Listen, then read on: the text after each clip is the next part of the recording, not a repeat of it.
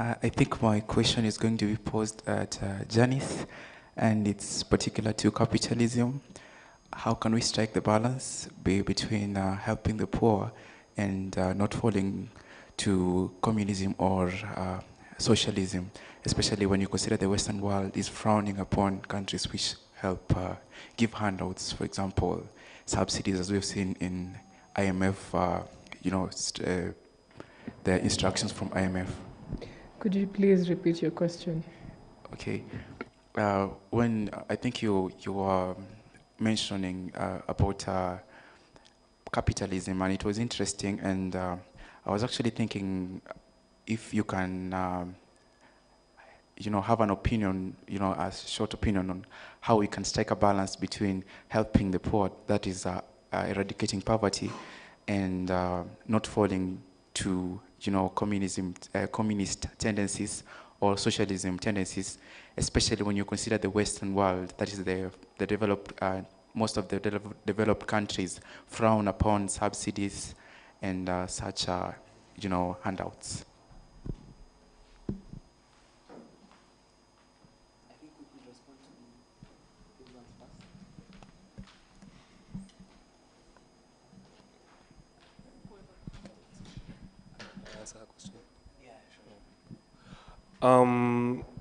On answering the question from the lady on how long is too long, I'm going to elaborate or give you an instance where I think it was last week, part one, Janice, we attended a court case on a girl called Abby who was killed by her teacher. Before that, we had put out a lot of statements and reports on advocating for her to get justice, justice for Abby. But I think what stood out the most is not just actually writing social media articles and on our websites and our social media handles. We, as an office, took a further step to gather every staff member and at least around 18 to 20 people, and we went to the court hearing because you get to. She had the woman who had killed Abby. I use killed because that is what she did. Had not been in custody for a period of years. We're talking years that she had not been apprehended. Then we look at her being apprehended this year in February 1st, and then she was going to plea for bail. So when we look at how long is too long, we need to understand that also our judicial system has its own setbacks as well. Realizing or the process of gaining justice really takes a long time in our state, unfortunately.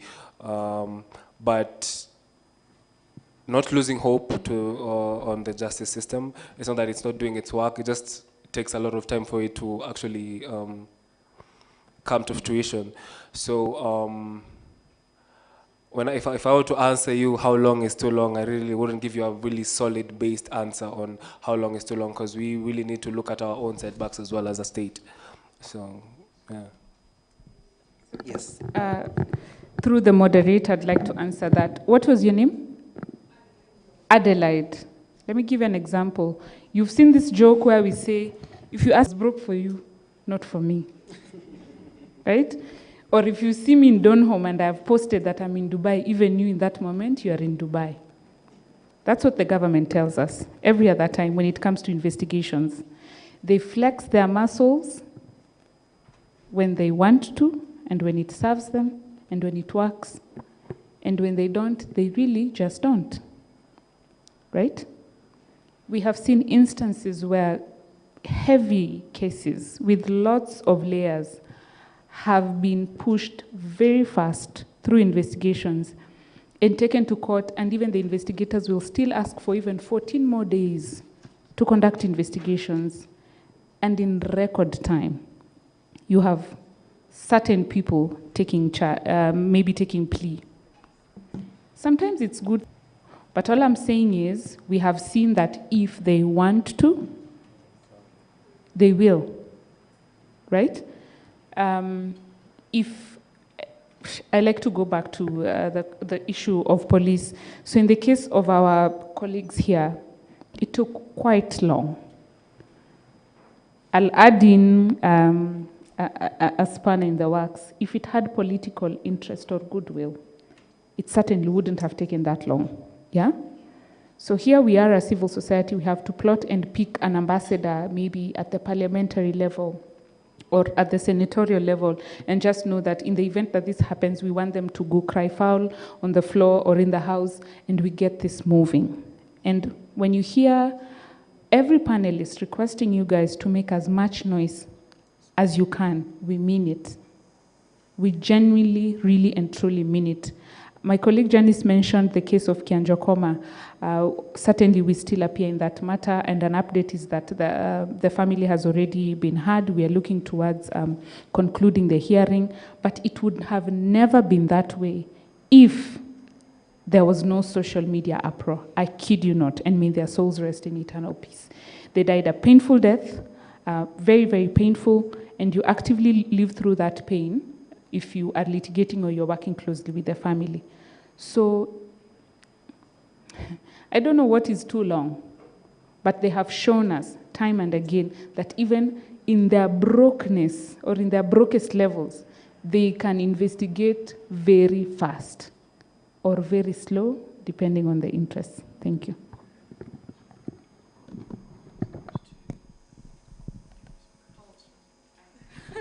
Okay, so I respond to other questions. There was one for Charles. Charles, I'd like to report that Charles is one of the students Imlu has worked with. We are very proud of him. So thank you for that question. Body cameras. Is it a question of body cameras or is it just our system? Body cameras is just a nice icing on the cake. We could go as far back as the training. The training given in Kiganja or wherever is terrible. So we'll give them body cameras, burgers, pizzas, morning, day, capacity build them at a very high level. But if that particular training does not change, we have no business even talking about cameras. But as is Kenya, it could actually be a thing. We also don't have the money. These people are shacking up. They're not being paid enough. There's so many other issues we can talk about. On a personal, professional level, I really don't think the cameras are what we need now. There are other things we can work towards before we get to the cameras. Thank you very much. Maybe Janice could respond to the capitalism, socialism question. Okay. I think if you don't remember, I started with the point mindset. We have the mindset of, have you tried to go, let me give an example. Have you tried to go for a holiday in a 4-star hotel, 5-star hotel, and then you want to serve your food, or you've forgotten something from the buffet selection, and then you ask a waiter to come and bring it for you? Well, sometimes they could help. But have you seen where someone who looks like money would ask for it? They would run very fast. Alafu for you, you'll probably even have to wake up and go get it for yourself. There's still a mindset that we can relate to. It still goes back almost to colonialism. Because Africans have been colonized, yes, but it's funny and it's sad that we ourselves are also colonizing ourselves. So we are trying to bridge the gap to try and eradicate poverty, but as long as we also don't remove the mindset and also trying to not see ourselves, try not to bring the whole issue of colonialism, colonialism, then it is hard to move ahead. So my issue of trying to strike a balance, first, mindset. Number 2, I will say again, the disease, corruption. Number 3, be proud of who you're putting as a voice to speak for you. If you do not have a voice that is speaking for you, like right now you're in a family, there's probably a firstborn, of course. You as a firstborn, you take for the smaller siblings. Someone, your mom says, today we're not eating chicken, but as a firstborn, you go say, please, let's eat chicken. We haven't eaten yesterday. We haven't eaten it like a week ago. The firstborn is a voice. So are you being a voice? Or can there be a voice that is speaking for you to try and bring out the balance to everyone? Very well, thank you very much. Maybe the last question, which is yet to be responded to on progressive realization, probably I could rephrase the question that one, socioeconomic rights are subject to progressive realization. It's a cardinal rule that we know. But on the other hand, how do we have the state achieving its obligation while noting the principle of progressive realization of rights, while noting how do we ensure that actually the state actually achieves social economic rights progressively, but not so progressively to the extent that the very meaning or the very intent of the is taken away? Okay, let me take a stab at that. Certainly, we already have laws in place, we have policies, we have guidelines. In terms of paperwork, I think we are set in terms of progressive realization of socioeconomic rights. What my thinking is that we do not have proper infrastructures to support the same, right? A space where we're progressively trying to realize these particular rights, then we will be haphazardly working around even budgeting, will be haphazardly, it would be so murky in terms of understanding how much we have done, how much we need, or where exactly we are going. So when I speak of infrastructure, then my thinking would be that then do we know exactly what the needs are, say, for public health? Because I kid you not, if we picked someone from government, and I hate that I'm speaking for government, they wouldn't tell you possibly their top 3 priorities at the moment are. They'd give you the whole paper that they have, especially because we have also politicized realization of these particular rights. So for me, my thinking is that if we agree on a given infrastructure, certainly couched under the law, because most of the things we do are political. That blurry line between human rights, progressive realization of socioeconomic rights, and politics is where we lose it. That's literally where we lose it. It's so blurry, we really do not know whether we are toying around with human rights or we are politicizing every other thing. And so for me, at least, that is what I think at the high level. But if you have specific rights, say maybe minimum wage, we could discuss it at that level. Thank you. All right, thank you very much. I think this brings us to a close of a very interesting panel discussion, and I hope this has set a very good stage, even as we start the moot court competitions tomorrow, for you to be able to argue that hypothetical case within the Republic of Way, either defend or whether you appear as respondent or applicant. Make sure you present convincing arguments, make sure you I'm hoping that this panel discussion has set the stage for you to continue with this discourse on social economic justice and just ensuring that even at the very end, that we as students, we have a role to play in ensuring that social economic justice is achieved. We've been told that we can be voices in our own making by ensuring that we use the tools that are available to us, for example, through social media, to make a lot of noise, especially where we notice incidents of human rights violation, and continue to be the change that we so much desire to see. So asanteni sana, and I wish you all the best in your moot court competitions, and I hope you'll have a very lovely time. I would also like to thank our panelists for making the time, for your insightful recommendations, for insightful conversation. I mean, this has been very interesting, and I'm hoping that we'll continue to work together even in the future, so that we foster the discussion around social economic rights. So asanteni sana. I'll hand it back to Mr. Murakaru to give us directions as well as close this for us. Karibu sana, Daniel. I think we can exit at this point.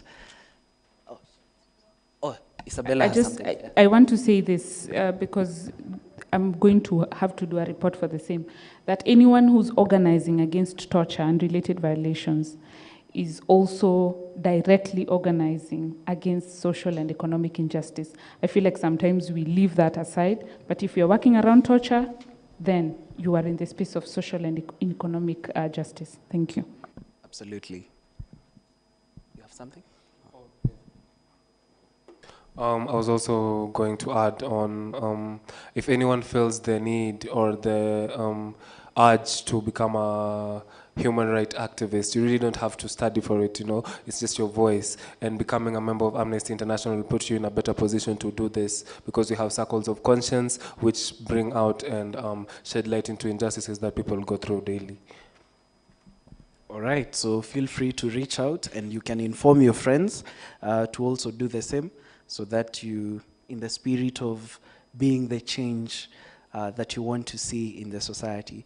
So asanteni sana, and I wish you a good evening and all the best in your endeavors. My name is Kimani, yeah?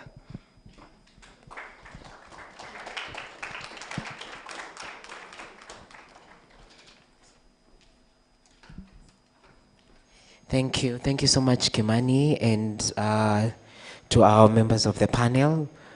Thank you so much. We can give them another round of applause, even as they go to have their seats. I hope that you have all learned. Cindy, we have all learned, and the discussions have been very pivotal in terms of setting the conversation that we'll be having throughout the week. Cindy, that is throughout Tuesday, Wednesday, Thursday, and Friday. And I would like to thank you for sitting down, listening, and also asking questions and giving comments. We truly, truly appreciate each and every one of you. Now, tomorrow, we will start the moot and the research competition. So make sure that all your teams are here by 8 a.m. That is going to also to be communicated by the students coordinator, John Mwasa, in the WhatsApp group. So make sure that tomorrow you're here by 8 a.m. so that you're able to receive the instructions with regards to the courtrooms that you will go to, and for the research category regarding the research room that you'll go to present your paper. So go present. We wish you all the best. Go prepare right now as you go back to the places where we are residing. Go prepare, and we wish you all the best. Remember, if you had not brought in your memorials, to make sure you come with the memorials. And also for the research papers, please make sure you come with one research paper as you present tomorrow. So that's all, and have a lovely evening. The conference for today is officially closed, and see you tomorrow at 8 a.m. exactly. Sawa sawa, don't be late.